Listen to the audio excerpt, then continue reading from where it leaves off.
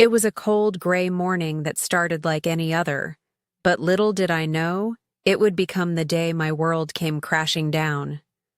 Matt, my ex-husband, stood in the doorway of our small apartment, his face hard and expressionless. I had just finished making breakfast for our 5-year-old son Noah when he dropped the bombshell. "You need to leave." Matt's voice was flat, devoid of the warmth I had once known. The words hit me like a physical blow. My heart stopped for a moment as I tried to process what he had just said. I must have heard him wrong. There was no way he was telling me to leave. After all we had been through, after all the years together, how could he just do this? I stood frozen in place, trying to collect my thoughts, but nothing made sense. The life we had built, the promises he had made to me and Noah, was it all just a lie? My mind raced with confusion, disbelief, and a rising panic. My mouth opened, but the words that I wanted to say wouldn't come out. "What do you mean? Matt, what are you talking about?" I managed to say, my voice shaking with uncertainty. "You heard me?" he said coldly, his eyes never meeting mine. "I've had enough. You and Noah need to go. Now." I looked at Noah, who had been standing quietly by the kitchen table, his small eyes wide with confusion. He didn't understand what was happening, but I could see the concern in his innocent gaze. He had no idea that his entire world was about to change in the most unimaginable way. "Daddy, what's going on?" Noah asked, his voice soft, as if sensing the tension in the air. Matt turned his back to him, avoiding his son's questioning eyes. "It's nothing, buddy. Just go to your room for a while." Tears welled up in my eyes as I looked at my son, my heart breaking for him. He had done nothing to deserve this. He was just a little boy, and suddenly, his entire world was being turned upside down. The man I had married, the father of my child, was pushing us out of our home with no explanation, no reasoning. It didn't make sense. "What are you talking about, Matt?" I asked again, my voice cracking as I tried to hold it together. "Why now? Why after everything?" He sighed heavily, clearly growing frustrated with me. "I don't want to do this anymore, okay? I'm done. I can't keep pretending everything's fine." His voice softened, but the words still stung. "This isn't working. I can't live like this anymore." I felt the weight of his words like a heavy stone pressing down on me. We had been through tough times before, our fair share of arguments, struggles, and disappointments. But I never expected this. I never expected him to walk away from his own family. I felt my legs shake beneath me, and I had to steady myself on the counter. My eyes flitted from Noah, who was still standing there looking up at his father, to the door, the only exit to the life I had known. I wanted to scream. I wanted to beg him to stop, to change his mind, to fight for us the way I had fought for him all these years. But I knew deep down that there was no changing his mind. "I'll pack our things," I said, finally finding my voice. "But where are we supposed to go, Matt?" He didn't answer me. Instead, he turned and walked away, leaving me standing there in shock, a whirlwind of emotions spinning through my mind. I had no choice but to start gathering what little we had left. I ran to Noah and pulled him into my arms, holding him tightly. He didn't know what was happening, but I could feel his small body trembling in my embrace. I had to be strong for him. I had to protect him, even if it meant sacrificing my own peace. We left the house that day, just the two of us, with no plan and no idea of where we would go. The world outside felt cold, much colder than the winter morning that had started the day. The weight of everything that had happened was too much to bear. I wasn't just losing my husband, my partner. I was losing my home, my sense of security, and for Noah, his childhood. I wanted to promise him everything would be okay, but deep down, I didn't know if it ever would be. Noah clung to me as we walked out into the cold streets, tears streaming down my face as I silently vowed that I would never let anyone take him away from me again. The future ahead of us was uncertain, but one thing was clear. I would fight for Noah with everything I had. No matter what, we had nothing but each other. And that, in that moment, was both terrifying and beautiful. The years after Matt kicked us out were a blur of hardship and exhaustion. I spent every waking hour trying to rebuild our lives from the ground up, struggling to keep a roof over our heads and food on the table. There were days when I felt like I was barely keeping my head above water. Every choice I made was weighed down by the constant pressure of providing for Noah and myself. But through it all, Noah remained my anchor, my reason to push through the toughest moments. We moved around a lot in the first few years. Rent was always a struggle, and there were times when I couldn't afford to buy anything extra for myself. I was too proud to ask for help, so I did what I could to make ends meet. I took on multiple jobs, each one more demanding than the last. I worked long hours at a local diner, then spent my evenings cleaning offices to make a few extra dollars. There were nights I would fall asleep with my work clothes still on, too tired to even change into pajamas. But in those early years, Noah and I created a new rhythm. We learned to live with less, and yet somehow we were rich in the things that mattered: love, resilience, and the unbreakable bond we shared. Noah grew, as children do, and he developed a heart of gold. He was a quiet boy, always respectful and kind to others. Despite the upheaval in his life, he never let it define him. He excelled in school, made friends easily, and always had a smile that could light up the room. At times, I would catch myself staring at him, wondering how he had turned out so well despite everything we had been through. There were moments when I felt like I was failing him, moments when I wondered if the constant struggle was affecting him more than I realized. But Noah never complained. He never asked for anything more than what we had. As Noah got older, we moved to a small town in the hope of finding some stability. It was a quiet place, the kind of town where everyone knew everyone else, and gossip traveled fast. But it was safe, and that was all I needed for Noah.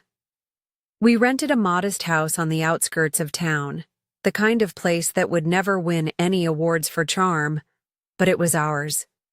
I poured every ounce of my energy into making it feel like home, decorating the walls with drawings Noah had made, and filling the shelves with books and toys that had once been a symbol of a better time. I was determined to make it work, for his sake. I knew deep down that if I didn't find a way to build a life for us, we would both remain trapped in the pain of the past. But there was no escaping the weight of the years we had spent struggling. There were nights when I would lie awake, my thoughts racing, wondering if Matt ever thought about Noah or the life he had left behind. It wasn't easy. No one understood how hard it was for a single mother to do it all. Work, raise a child, keep up appearances, and still pretend like everything was fine. But I had no choice. I had to keep going for Noah's sake. There were times when I wondered if I could ever truly heal, but I shoved those feelings deep down and pressed on. I didn't have the luxury of self-pity. My son needed me to be strong. There were good days, of course, There were moments when Noah would come home from school, his face glowing with excitement after a school play or a winning soccer game. I would watch him, proud of the young man he was becoming, and it would fill my heart with hope. Maybe things weren't perfect, but we had made it this far, and that was something worth celebrating. Still, I couldn't shake the feeling that something was missing. The fear that Noah might one day turn to me and ask why his father had abandoned us haunted me. I had tried to shield him from that reality as much as I could, but as Noah grew older, he began to ask more questions. Questions I didn't have the answers to. Why had Matt left? Why didn't he want us? I could see the confusion in his eyes, the longing for a father's presence that I could never fill. And as much as I hated it, I couldn't shield him from the truth forever. But Noah never let it consume him. He was too strong for that. He found his own way, just as I had. He became the glue that held us together, even when I didn't feel strong enough to hold myself together. He was my reminder that, no matter how hard life got, I wasn't alone. And then, just as we were starting to settle into some semblance of peace, something happened that would shake everything we had built. A letter arrived one morning, and when I opened it, I saw that it was from Matt's lawyer. My hands shook as I read the words. Matt was filing for custody of Noah. The past, which I had tried so hard to bury, came rushing back to the surface. All the pain, all the abandonment, all the sacrifices I had made to keep us together, it was all about to be undone. I couldn't understand how Matt could even think about taking Noah away from me after everything he had put us through. But it was happening, and this time I would have to fight. The weight of the world pressed down on me once again, but I couldn't let it crush me. I had promised Noah that I would always fight for him, no matter what. Now, more than ever, I had to keep that promise. The day we entered the courtroom felt like a surreal nightmare. I had never imagined that Matt would come back into our lives, demanding custody of Noah after everything he had done.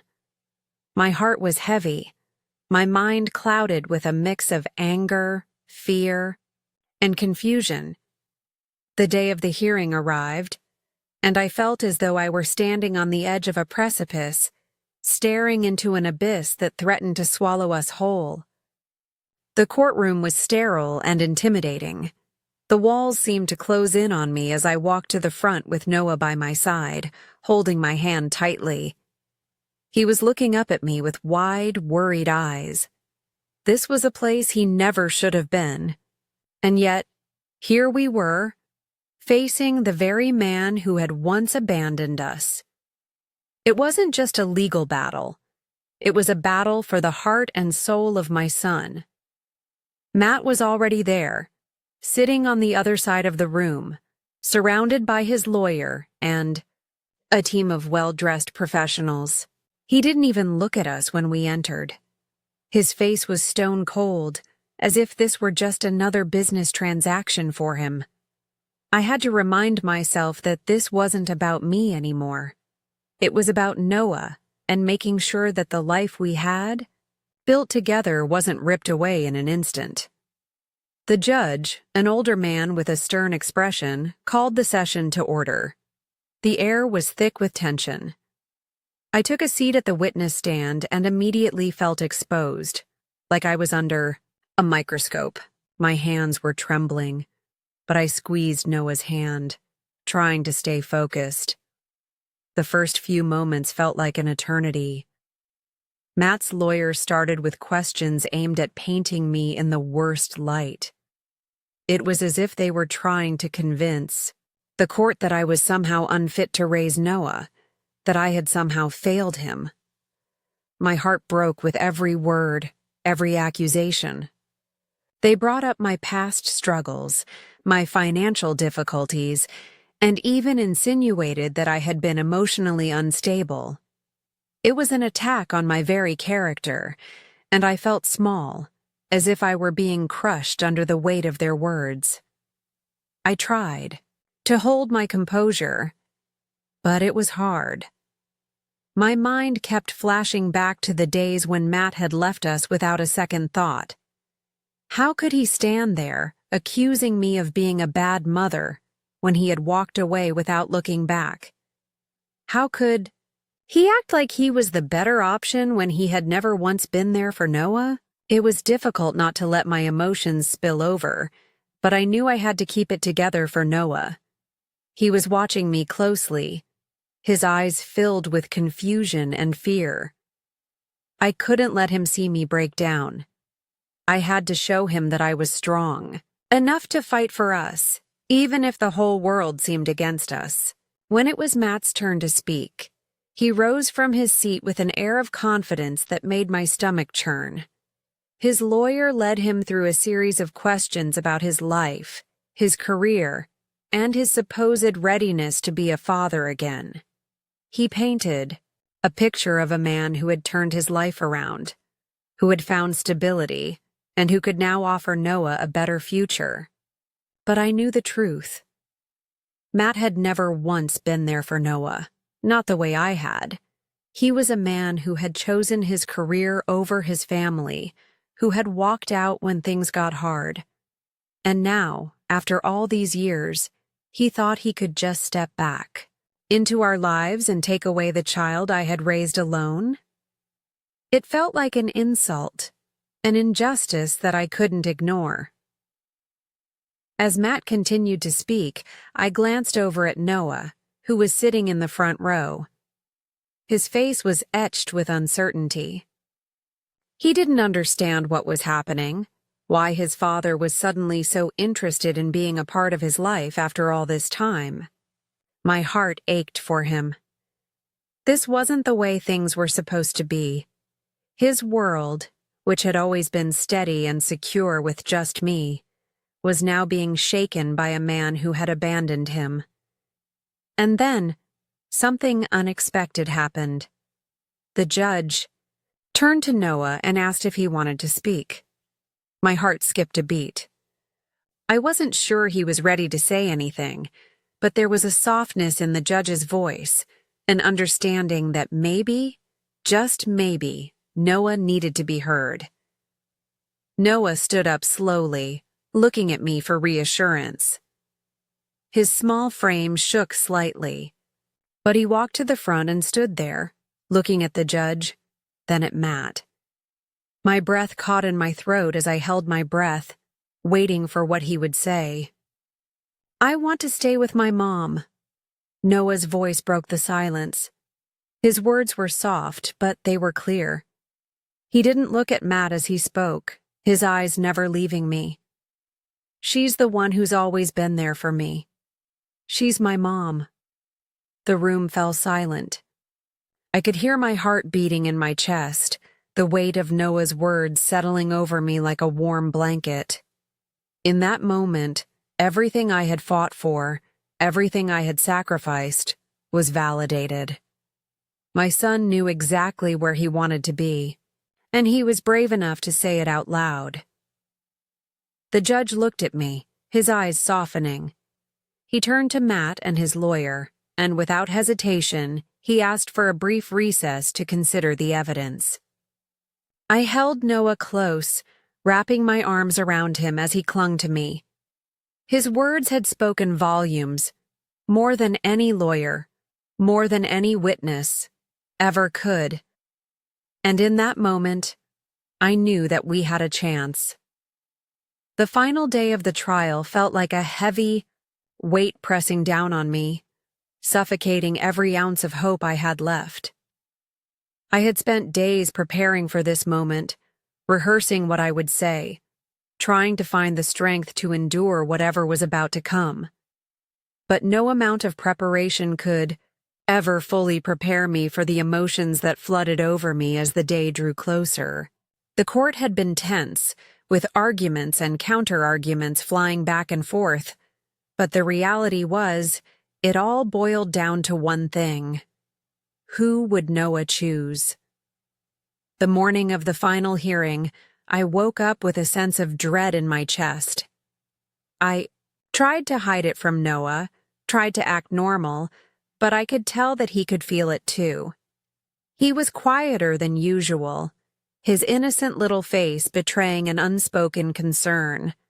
As we got ready to leave, I kept reassuring him, telling him everything would be okay, but in my heart, I wasn't so sure. I had fought so hard for this, for Noah's future. But now, standing in front of the judge with everything on the line, I wondered if I could win. When we entered the courtroom, I immediately felt the coldness of the room. The judge, the lawyers, the witnesses, all of them seemed so distant, as if we were all playing parts in a drama that none of us truly understood. It was surreal. I had been in and out of this room for weeks, but now it felt different. Today was the day that would determine everything. My son's future, our future, rested in the hands of this one person. Matt was already seated, his posture straight and his eyes fixed ahead. He barely glanced at Noah and me, as if he had already made up his mind. His lawyer sat beside him, flipping through pages of notes as if this was just another business transaction. I couldn't help but feel disgusted by the calmness in his demeanor, the way he had come to claim something that had never truly belonged to him. The judge called the proceedings to order. I took a seat at the witness stand, feeling like I was standing on the edge of a precipice. The lawyer asked me a series of questions about my relationship with Noah, our daily life, our struggles. I tried my best to answer, but the words felt hollow, as if I were reciting a script instead of telling my truth. It didn't matter what I said. I had to believe that the truth was on my side, that the love I had for Noah, the life I had built for him, would be enough to convince the judge. Then, it was Matt's turn. He rose from his seat with a smug confidence that made my stomach turn. He began to speak in a tone that seemed rehearsed, as if he had practiced this speech for years. He spoke of his new life, his stable job, the home he had built for himself. But all I could hear was the emptiness in his voice. This was not a man who had fought for his family. This was a man who had walked away when things got tough and now wanted to reclaim what he had discarded. He talked about Noah, about how he wanted to provide him with opportunities, with a future that I supposedly couldn't give him. But the words felt like a lie. How could he talk about wanting to be a father after all these years? How could he act as though he had the right to take Noah from me when I had been the one to raise him, to nurture him, to be his constant? The lawyer for Matt continued to press me with questions, trying to paint me as an unfit mother. They accused me of not being stable enough to raise Noah, of being too emotional, too dependent. My heart was pounding as I sat there, knowing that every word they said was an attack on everything I had worked for. But I didn't let them see how much it hurt. I didn't let them see the tears that threatened to spill from my eyes. I had to stay strong, for Noah. Then, something I hadn't expected happened. The judge turned to Noah, who had been sitting quietly in the front row. His face was pale, his small hands clenched tightly together. The judge asked him if he would like to speak. Noah stood up slowly, his legs shaking, but he walked to the front of the room with a quiet dignity that struck me to my core. His gaze was focused on me, and I could see the resolve in his eyes. The judge asked him the most important question of the day. "Noah, do you have anything you'd like to say?" Noah didn't hesitate.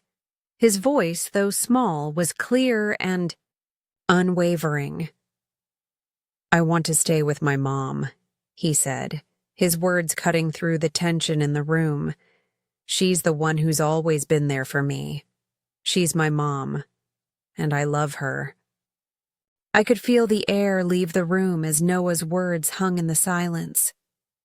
I had always known that Noah was strong, but hearing him speak with such certainty, such honesty, made everything feel right again.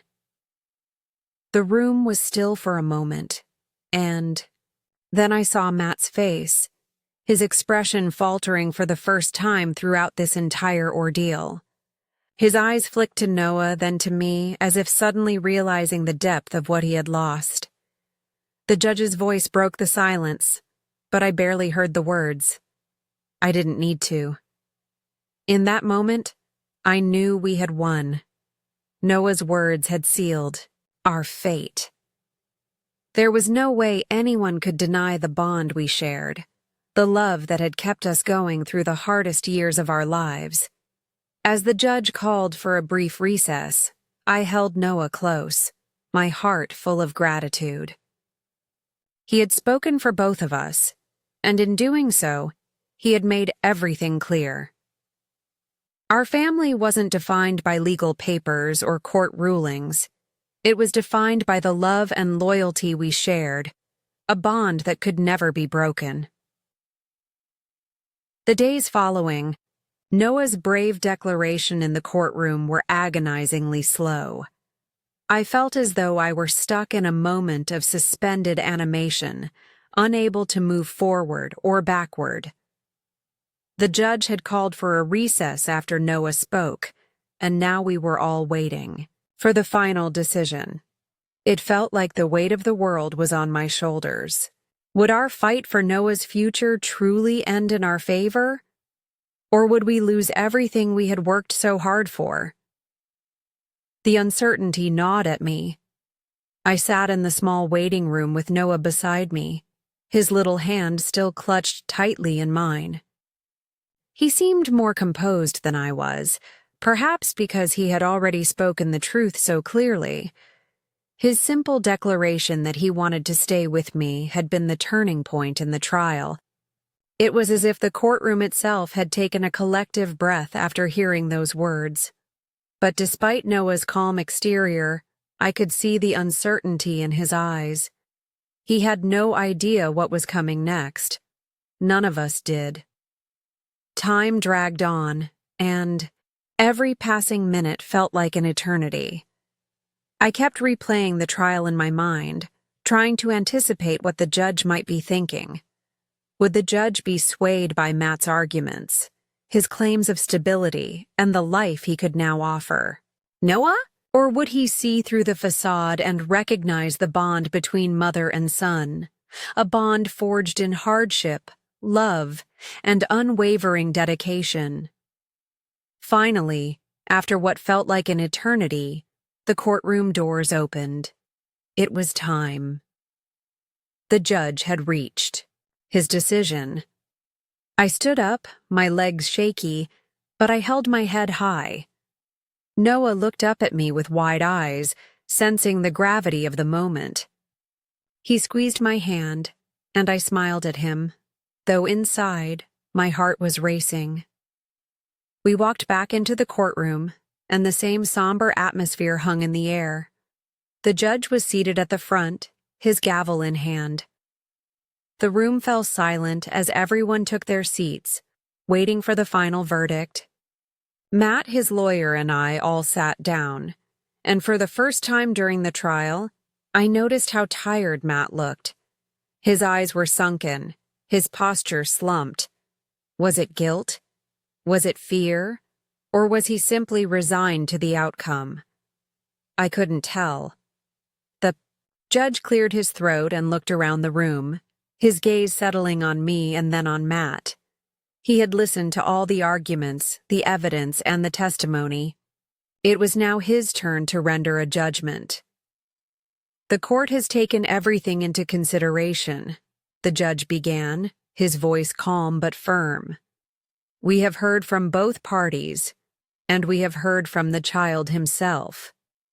In this case, the child's wishes hold considerable weight. Based on the evidence presented and, most importantly, the testimony from Noah, I have come to a decision." I could feel my heart pounding in my chest. I held my breath, my eyes fixed on the judge as he spoke. "The court finds that it is in the best interest of Noah to remain with his mother.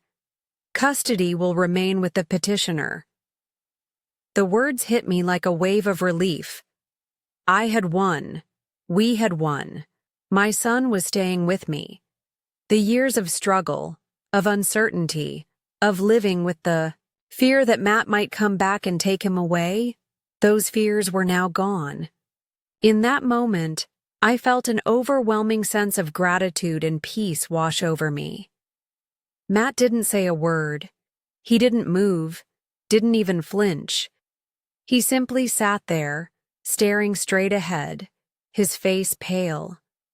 The cold, confident facade he had, worn throughout the trial, seemed to crack, revealing a man who, deep down, knew he had lost. His lawyer quickly stood up and gathered their things, but Matt remained seated, as if processing the reality of the decision. I stood up slowly, still in shock, and turned to Noah. He was looking up at me, his face filled with a mix of confusion and hope. I knelt down beside him and smiled, brushing a strand of hair from his face. "We're okay, buddy," I whispered, my voice breaking. "You and me, we're okay." Noah nodded, a small smile tugging at the corners of his lips. I hugged him tightly, not caring who saw. In that moment, nothing else mattered. The world outside could have crumbled, but as long as Noah and I were together, everything would be okay. As we walked out of the courtroom, my heart lightened with every step. It felt like we were walking away from a nightmare, stepping into a new chapter of our lives. I held Noah's hand as we left the building, the bright sunlight filtering through the trees outside, a symbol of the fresh start we were about to embrace. We had fought for this, and we had won. In the days that followed, I didn't know what the future would hold, but I knew one thing for sure. I would never let anything tear us apart again. Matt's actions had made it clear that he wasn't the father Noah needed, and the court had recognized that. Now it was just me and Noah, and that was all we needed. We may not have had much in terms of material wealth, but we had each other. And that, I realized, was the greatest gift of all.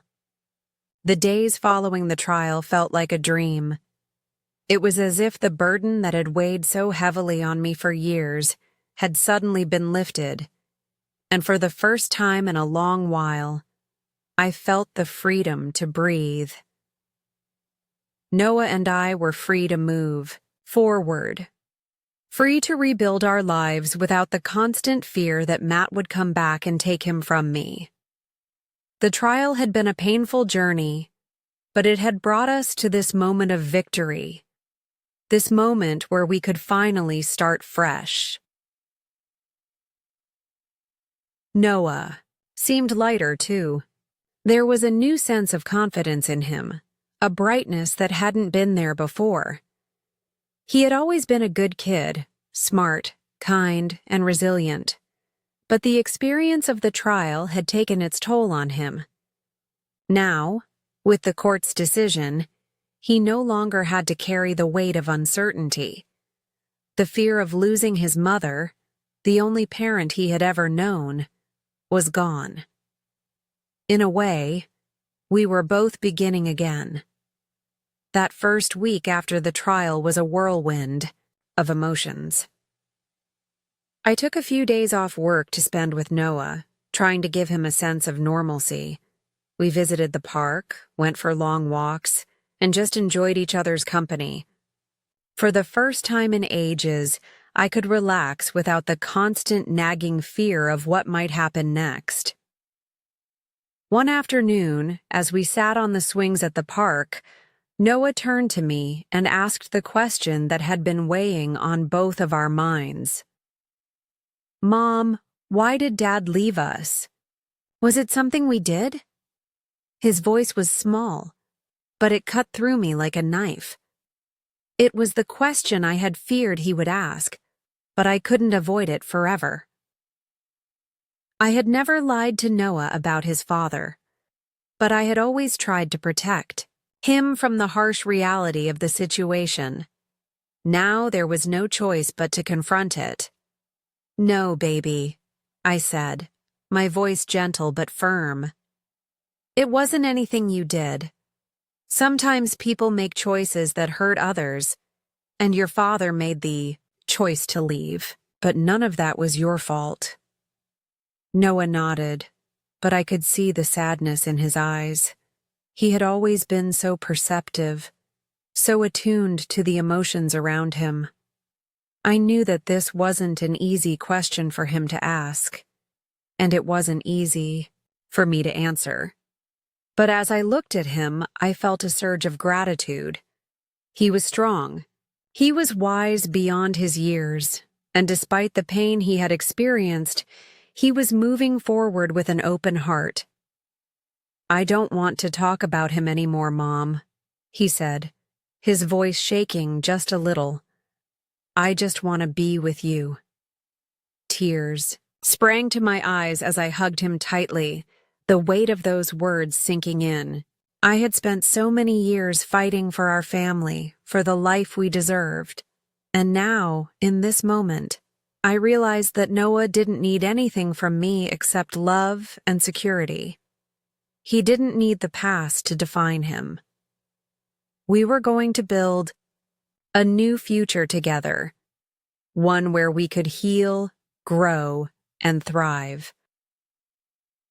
That evening, after dinner, I sat down with Noah and we began to make plans for our new life. We talked about what we wanted to do, where we wanted to go, and what we dreamed of achieving together. I promised him that no matter what, I would always be there for him, and that we would make this new chapter our best one yet. We decided to move into a new house. It wasn't a mansion or anything extravagant, but it was ours.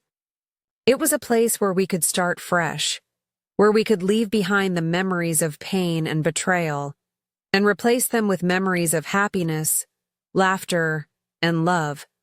I found a small, cozy home in a quiet neighborhood, the kind of place where we could create a safe space for ourselves. I wanted Noah to have a place where he could feel rooted, where he could have his own room, his own space to grow and discover who he was. The day we moved in was a blur of excitement and exhaustion. We spent the whole day unpacking and arranging furniture, making the house feel like home. By the end of the day, we were both tired but content. As we sat on the couch together, Noah resting his head on my shoulder, I realized that this was the beginning of something beautiful. We didn't know what the future held. There would be challenges, of course, but we would face them together. I knew that there would be moments of doubt, times when we would both struggle. But we had come this far, and we had proven that nothing could tear us apart. The love we shared was unshakable, and that was something that no one could ever take away.